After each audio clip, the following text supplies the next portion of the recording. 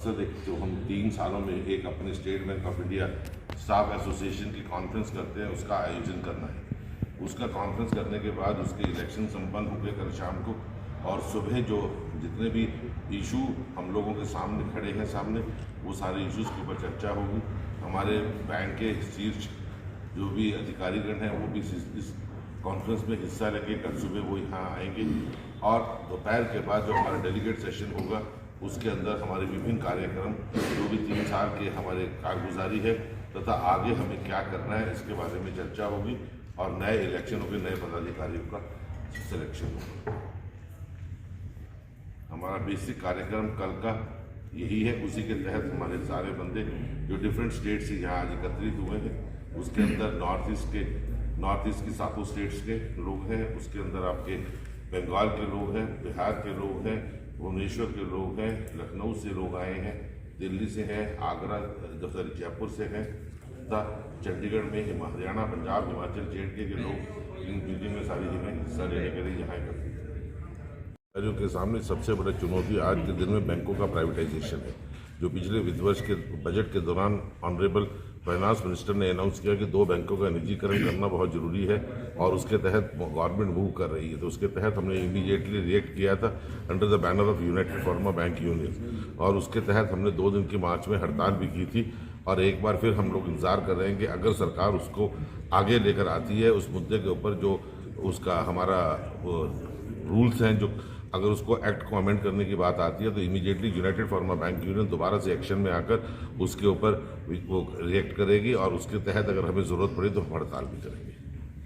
Sir, हम देखते हैं कि कोई प्रॉब्लम तो नहीं होनी चाहिए। देखिए, ऐसा है कि जहाँ तक हम निजीकरण के खिलाफ हम नहीं है, अगर वो निजीकरण हमारे प्रॉफिट्स के अलावा, अगर कस्टमर के अलावा, अगर आप लोगों के हित में नहीं है तो हम उस निजीकरण का विरोध करते हैं। अभी क्या हुआ, बैंकों का प्राइवेटाइजेशन हुआ, आपने देखा कि जो बैंक ओवरनाइट बंद कर दिए गए, कर्नाटका, बॉम्बे बैंक, महाराष्ट्र का बैंक बंद हुआ, लाखों करोड़ों लोगों का डिपॉजिट उसमें पड़ा था। आज भी लोग सड़क पे घूम रहे हैं, खाने के लिए रोटी नहीं है। बैंकों का निजीकरण बहुत आसान है, कहने के लिए बहुत सुख है, लेकिन जब बैंकों में जो पैसा पड़ा हुआ है उसका क्या होगा। लोगों के अगर कल को बैंक फेल हो जाता है, किसी पूंजीपति के हाथ में उस बैंक को दे दिया जाता है और बैंक में पैसा लेकर वो ओवरनाइट यहाँ से लंदन या कहीं भी भाग जाता है, उसके लोगों का क्या होगा। जो बेचारे सैलरीड अर्नर हैं, जो बेचारे रिटायर्ड एम्प्लॉइज हैं, वो सारा अपनी मेहनत की कमाई जो इन बैंकों में जमा करते हैं, वो किसी न किसी भरोसे के कारण बैंकों में आते हैं। अगर वो भरोसा ही टूट जाएगा, उनको खाने के लिए पैसा नहीं, किसी को पेंशन के लिए नहीं है, किसी ने बच्चे की शादी करनी है, पैसा लाखों रुपए बैंक में पड़ा है लेकिन निकाल नहीं सकते।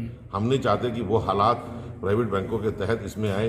अगर निजीकरण जो हमारे पब्लिक सेक्टर की जो बैंक्स हैं, वो हम लोगों ने आज तक प्राइवेट बैंकों के रेस्क्यू पे आकर उन बैंकों को बचाया है। इन बैंकों के अंदर उसका विलय कर दिया गया है। अगर ये बैंक भी अगर कल को प्राइवेटाइज कर दिए गए और इतने बड़े बड़े बैंक अगर डूबने शुरू हुए तो क्या किस नतीजे पर पहुंचेगा, कौन उनको लेगा, और कल और परसों जो भी डिपॉजिटर्स इस बैंकों के हैं उनका क्या होगा। तो लोगों की निधि भी कहीं ना कहीं खतरे में, अगर लोगों की निधि खतरे में 100%। आप देखिए ना, जो प्राइवेट बैंक है जो डूबता है उस बैंक का क्या हालत है, आप लोगों के सामने ही। उसके डिपॉजिटर्स बैंक में, उनका करोड़ों रुपए, लाखों रुपए पड़ा है, लेकिन खाने के लिए रोटी नहीं है, इलाज के लिए पैसे नहीं है, बच्चों को स्कूल की फीस देने के लिए नहीं है। तो हमारा ये कहना है कि भारत में आज की डेट में आम आदमी इतना गरीब है कि अपना पेट काट काट कर बैंकों के अंदर अपनी बचत को रखता है, और कल को अगर उस बैंकों को आपने प्राइवेटाइज कर दिया तो अगर वो बैंक डूब गया तो उसके पैसे के जिम्मेवार कौन होगा। ठीक है, तो हम इस बैंक को लेकर विरोध कर रहे हैं। हम लोग, हमारे को कोई फर्क नहीं पड़ता, तो हमें तो सरकार कहेगी हम बैंकों में निजीकरण करेंगे तो सरकार कोई एम्प्लॉइज की छटनी नहीं होगी, यूनिटी होगा, वो नहीं होगा, हम लोगों को कोई फर्क नहीं पड़ता। लेकिन पब्लिक के लिए क्या हालत होगा, देश के लिए क्या उसका नुकसान होगा, हम लोग उस चीज़ की ज़्यादा वरीड करके इसके लिए लेके आए। जैसे FRDI बिल को हमने पोस्ट किया था जो पब्लिक के देश के हित में नहीं था, तो सरकार ने उसे विड्रॉ किया। इसी तरह हम इसको भी मानते हैं कि ये देश के और हमारे देशवासियों के हित में नहीं है, इसलिए हम इसका विरोध कर रहे हैं। नाम और डेजिग्नेशन? मेरा संजीव कुमार बंदलिशा, मैं convener United farmer bank unions all India का हूँ। मैं general secretary all India state bank of India staff federation का हूँ। मैं chief secretary state bank of India staff association का भी हूँ। धन्यवाद।